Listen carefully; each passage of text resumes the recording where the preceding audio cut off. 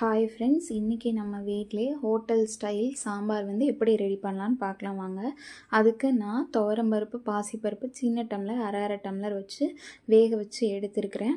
அதுக்கு சாம்பாருக்கு தேவையான காய்கறிகள் உங்களுக்கு என்னென்ன காய் விருப்பமோ சேர்த்துக்கலாம். ஒரு லெமன் சைஸ் புளி ஊற வச்சுருக்கிறேன், கொஞ்சமாக பெருங்காயம், ஒரு 10 சின்ன வெங்காயத்தை உரிச்சு வச்சுருக்கிறேன், ஒரு பெரிய சைஸ் பல்லாரி நல்லா ஃபைனாக சாப் பண்ணி எடுத்துக்கோங்க, ஒரு சின்ன தக்காளி சாப் பண்ணி எடுத்துக்கோங்க, கொஞ்சமாக கருவேப்பிலை, கொஞ்சமாக மல்லித்தலை, ஒரு பச்சை மிளகா, ஒரு வத்தலை நான் கிள்ளி எடுத்துருக்கிறேன். இதில் சாம்பார் தூள் 3 டீஸ்பூன் சாம்பார் தூளும் 1 டீஸ்பூன் வத்தப்பொடி, 1 டீஸ்பூன் மல்லித்தூள் இருக்குது. இப்போ ஒரு கடாயில் 4 குழிக்கரண்டி அளவுக்கு நம்ம ரீஃபைண்ட் ஆயில் சேர்த்துட்டு எண்ணெய் நல்லா காஞ்சதும் கடுகு நல்லா பொரிஞ்சதுக்கப்புறமா கொஞ்சமாக சீரகம் பொரிஞ்சதும் சின்ன வெங்காயம், வத்தல், பச்சை மிளகா, கருவேப்பிலை சேர்த்து நல்லா வதக்கி விட்டுருங்க.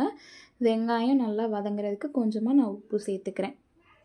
வெங்காயம் ஓரளவுக்கு வதங்கினதுக்கப்புறமா நம்ம நறுக்கி வச்சுருக்கோம் இல்லையா பல்லாரி, அதையும் உள்ளே சேர்த்து அதையும் நல்லா வதக்கி விட்டுருங்க. வெங்காயம் சீக்கிரம் வதங்குறதுக்காக லிட்டு போட்டு மூடி வதக்கிடுறேன். இந்த அளவுக்கு வதங்கினா போதும், ரொம்ப வதக்கணும்னு அவசியம் இல்லை.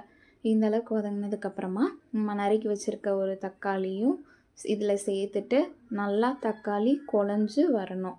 எவ்வளோக்கு எவ்வளோ குழஞ்சி வதக்குறோமோ அவ்வளோக்கு அவ்வளோ சாம்பாரோட டேஸ்ட்டு இன்னுமே நல்லாயிருக்கும். ஸோ மூடி போட்டு வதக்குனிங்கன்னா இந்த மாதிரி சீக்கிரமே வதங்கிடும். பார்த்திங்களா, இந்த அளவுக்கு நல்லா தக்காளியும் வெங்காயத்தையும் வதக்கி எடுத்துக்கோங்க. அப்புறமா நம்ம கட் பண்ணி வச்சுருக்கிற காய்கறிகள், நிறைய காய் போட்டால் சாம்பார் இன்னும் நல்லா இருக்குன்னு சொல்லுவாங்க. ஸோ உங்களுக்கு தேவையான காய்கறிகள் சேர்த்துக்கோங்க. காயை நல்லா எண்ணெயிலே வதக்கி விடுங்க. காய் எண்ணெயில் வதக்குறதுனால சாம்பார் இன்னும் உங்களுக்கு டேஸ்ட்டாக கிடைக்கும். ஸோ நல்லா வதக்கி விட்டுட்டு அப்புறமா நம்ம சாம்பார் தூள், மல்லித்தூள், மிளகாத்தூள் எடுத்து வச்சுருக்கோம் இல்லையா, அதையும் இதில் சேர்த்து அதையும் நல்லா ஒரு முறை கலந்து விட்டுருங்க. நல்லா காயோடு ஒட்டுற அளவுக்கு கலந்து விட்டுட்டு ஒரு மூடி போட்டு தண்ணி எதுவும் ஊற்றாமல் கொஞ்சம் கலந்து விட்டுட்டு அதுக்கப்புறமா தேவைக்கேற்ப தண்ணி சேர்த்து அந்த தண்ணி ஒரு கொதி வந்ததுக்கப்புறமா நம்ம கரைச்சி வச்சுருக்க புளியும் இது கூட சேர்த்து, புளி ரொம்ப நேரம் கொதிக்கணும்னு இல்லை, ஸோ இந்த அளவுக்கு ஒரு கொதி வந்ததும் நம்ம ஒரு கிளறி விட்டுட்டு நம்ம குக்கரில் இந்த காய்கறியும் போட்டுட்டு நம்ம ஆல்ரெடி பருப்பு வேக வச்சு எடுத்துருக்கோங்க இல்லையா, அந்த பருப்பையும் இது கூட சேர்த்துட்டு ரெண்டுத்தையும் ஒரு முறை கலந்து விட்டுருங்க. கலந்து விட்டுட்டு சாம்பார் கொஞ்சம் கெட்டியாக இருக்கிற மாதிரி இருக்கும். ஸோ அந்த டயத்தில் கொஞ்சம் தண்ணியும் உப்பும் சேர்த்துக்கோங்க. உப்பு செக் பண்ணிக்கோங்க, கரெக்டாக இருந்துச்சுன்னா பிரச்சனை இல்லை, கம்மியாக இருந்துச்சுன்னா கொஞ்சம் சேர்த்துட்டு தண்ணி எனக்கு இந்த அளவுக்கு போதும். இப்போ மல்லித்தலை சேர்த்து இந்த அளவுக்கு தண்ணி சேர்த்து நான் கலந்து விட்டுறேன். விசில் வரும்போது இது கரெக்டாக இருக்கும்.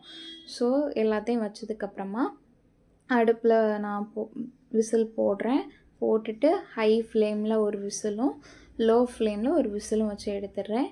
நல்லா ப்ரெஷர் ஆறுனதுக்கப்புறம் திறந்து பார்த்தா நம்மளோட அழகான சாம்பார் ரெடி.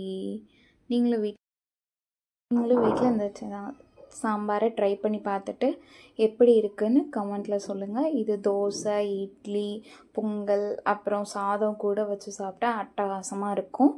கண்டிப்பாக நீங்களும் ட்ரை பண்ணி பார்த்துட்டு கமெண்ட்டில் சொல்லுங்கள். இந்த வீடியோ பிடிச்சிருந்தா ஒரு லைக் பண்ணுங்கள், நம்ம சேனலை சப்ஸ்கிரைப் பண்ணிக்கோங்க.